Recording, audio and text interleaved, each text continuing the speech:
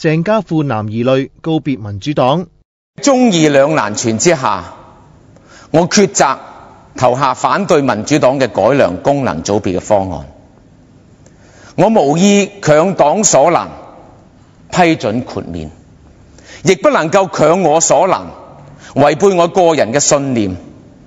我唯有正式退黨，離開與我共事16年嘅黨友。佢喺立法會表決政改方案前宣布呢個決定。我係聽到我哋有唔少嘅同事講，等無可等，退無可退。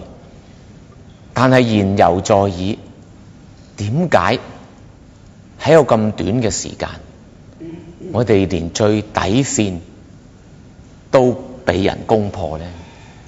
利用超級區議會嘅代表嚟去爭取廢除全面功能組別，呢個係遙不可及，困難重重。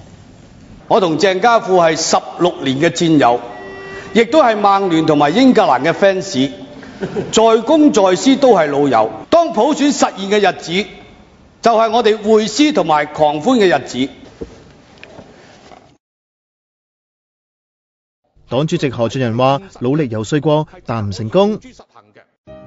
其實鄭家富尋日朝已經去意已決，即係我希望大家俾啲空間俾我哋，俾民主黨。因為我都深信民主黨係呢個問題。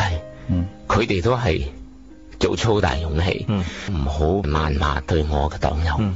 50歲嘅鄭家富係創黨會員，95年透過新九組晉身立法局，98年參加直選，贏得立法會議席到而家。佢最經典係喺96年同劉慧卿一齊瞓街抗議特首小圈子選舉，不過卿姐尋日就以一句勉強冇幸福嚟送俾鄭家富。